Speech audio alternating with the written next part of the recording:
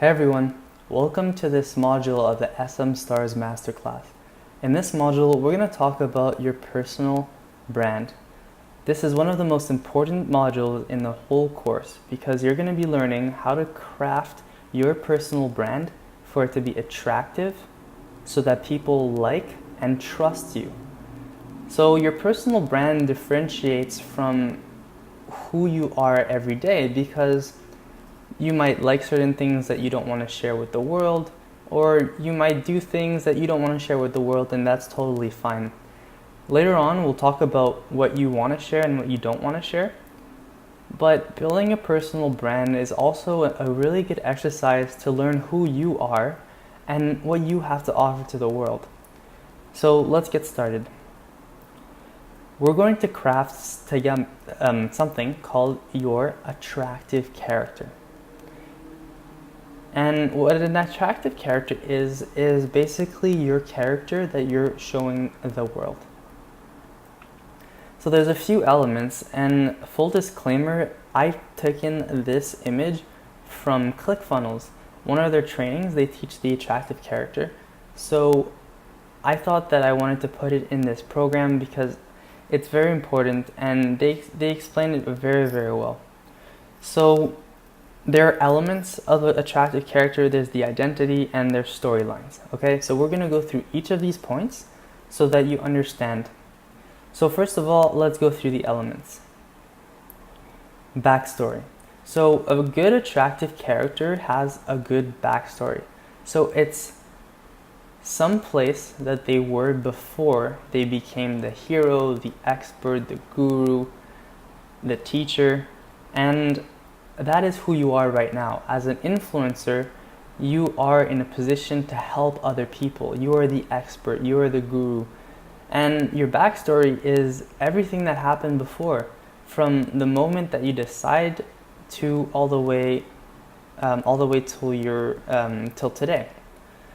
So your backstory could be as simple as you weren't happy with how things were going before, and you discovered this awesome thing, and it turned you into the influencer you are, and now this is what's happening. We're going to talk about the different types of stories, so that's going to be in a later module called Selling Online. So we'll talk about that in a bit. So secondly, we have parables. Parables are stories with a lesson. One of the most attractive characters in the world is Jesus. And Jesus always talked in parables. Everything he said was a story. And that story gave us lessons. Okay, an example of a parable is the story of when Jesus walked on water. He was walking on water to save people from drowning because a boat was drowning. And he told people, he walked on water, walked towards them, and said, hey, follow me, walk on water with me, and we'll walk to the shore. And the story is that, let's say there were 4 people. I don't remember exactly the story, but let's say there were 4 people in the boat. The first 3 people took a step on water, they were able to walk, and they joined Jesus. And the last one, the 4th one, he doubted Jesus. He didn't really know how to walk on water, and he said walking on water is impossible. So he took a step on the water, and he fell in and drowned and died. So that story is a really good story, and it shows how awesome Jesus is, but it also gives us a lesson about belief and trusting and in miracles to a certain extent. So the third element of an attractive character is character flaws. So every one of us have flaws. And having flaws and sharing flaws is good for your attractive character because other people are going to be able to relate to the flaws. Everyone has insecurities. Everyone thinks that they're alone in their struggles, but they're not. So what you can do is you can talk about your struggles, and that will make you more real and make you connect more with your audience. So as for polarity is an element that allows you to get attention. When you are polar, as in you're opinionated, you speak up for what you believe in, then that will create a polarity. So a lot of people are going to love you, and then a lot of people are going to hate you. It's usually about like 75-25, and as you get bigger and bigger, it gets closer and closer to 50-50, haters and supporters. But the good thing is that even though the haters will hate you more, which they don't really matter, the supporters will love you so much and they will defend you. Okay, so let's move on. The next element of the attractive character is identity. So you're going to want to choose one of these identities. The leader is the person that says, follow me, we're going to this awesome place, and I know how to get you there. Just follow me and let's do it. Secondly, it's the adventurer. The adventurer has big ideas for places that he wants to go, and he tells everyone, hey guys, follow my journey and we're going to go to amazing places. The reporter evangelist. This is an attractive character that gives knowledge and gives experiences that he's had from some other medium. So let's say he's read an article or he's met with someone or he learned something, then he's going to pass on that information and pass on that experience to his audience. So a good example of this is someone who does interviews. Someone who does interviews of people that are successful. He is the reporter. The evangelist is someone who has wisdom or who studies and who is able to offer the wisdom that he's gotten. Now, fourthly is the reluctant hero. And the reluctant hero was not born to be a hero. He didn't want to be a hero. He didn't want to be the influencer. He didn't want to be in the center of attention. But he saw that there was a need and that the market and the people around him needed him to become a hero. And now knowing this, he had to become a hero, even though he was reluctant. He didn't really want to, but he felt a calling, a purpose in what he's doing. So you have to choose one of these identities. You could be many of these identities, or you can jump from one identity to the next. But what I suggest is that you choose one identity and you stick with it.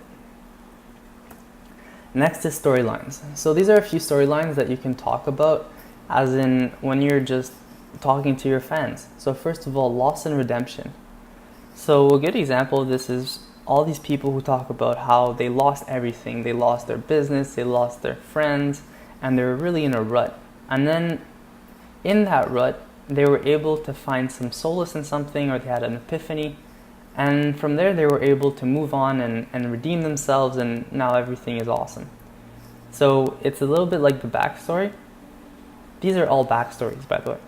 So the backstory would be that they were at a loss and they redeemed themselves. Next is us versus them. So when being an influencer, you want to really separate your squad from everyone else, your team from everyone else. Your followers are your team, and collaborations with other influencers aside, there is a force against you guys. So to take political examples, there's always a scapegoat. There's always a group of people that big politicians single out or talk about as in they're them, in order to rally people to the cause. So us versus them, as simple as can be as simple as if you're a fitness trainer, it's people who go to the gym, who eat healthy, and who care about their health. That's the us. And then them is the people who don't, the people who are lazy, the people who skip the gym, the people who scoff at people who go to the gym. Those are them. So in your industry, in your niche, you're able to make a us and make a them. So next, before and after. Before and after in fitness is really used a lot. It's like before they were overweight and now they're not. Before they were unhealthy, now they are.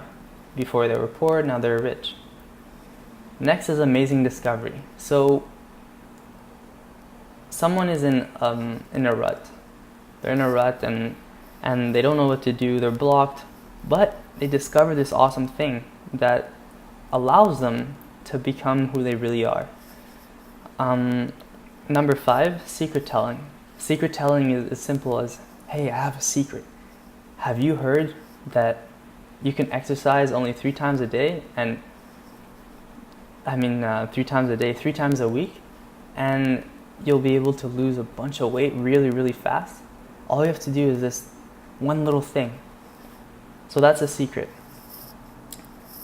Number 6 is third-person testimonial. So that's taking another example of someone who's achieved awesome results or who's achieved awesome things and then taking them as an example.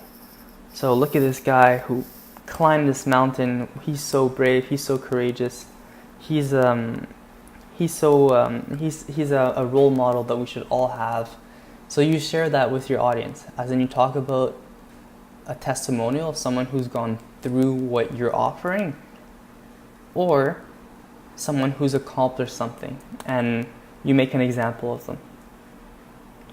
So next, these are a few elements that you want to also incorporate in your attractive character, is a manifesto. So a manifesto is kind of like a business mission or a personal mission or a group mission. And a manifesto is very powerful because it allows you and allows your fans to be on the same page. So I'm going to go ahead and read you my manifesto to give you an example. Just give me one moment to find it. And then from there, you will be able to write your own. So the length of the manifesto can be half a page, a full page, or it can be 10 pages. That's really up to you. Except you want it to be engaging and powerful. So my manifesto and our manifesto is, by working together, we are giving a voice to kids around the world. We are allowing them to be themselves and to do what they love. So many kids are forced to do things they hate by parents, and when they get older, they're forced by their peers to conform to societal rules. The problem with those rules is that they don't promote self-expression and honesty. It promotes doing what you're told, settling for mediocre, keeping your mouth shut about the truth, and being a victim.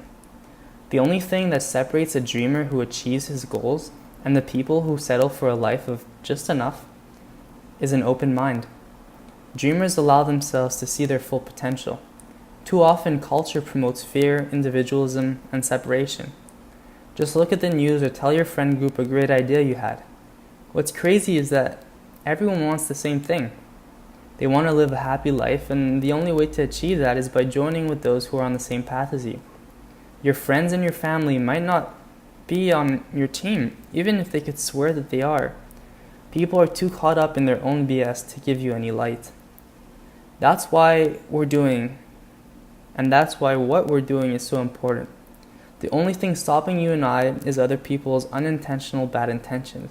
By joining forces with the people that truly want the best for us, we annihilate other people's bad intentions. I once fooled myself into thinking that I actually enjoyed a little bit of solitude, that it allowed me to see the future clearly. What I realized is that I was just around the wrong people. A mind filled with positivity and love is a creative and hardworking mind. One that drives electric cars and goes to Mars. One that warms the heart of someone considering suicide. What we are doing, the reason we were working every day, is to build a society of people who are able and willing to spread this message. We're soldiers for the greater good, where kids, teens, and adults are all at peace with their day-to-day and are filled with so much light and compassion that they cannot help but spread it to others. This is our manifesto. So the next element is a strong moral code.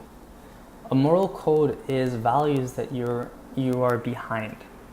And then you can talk about that moral code, but more importantly, you could just follow that moral code and your fans will follow it.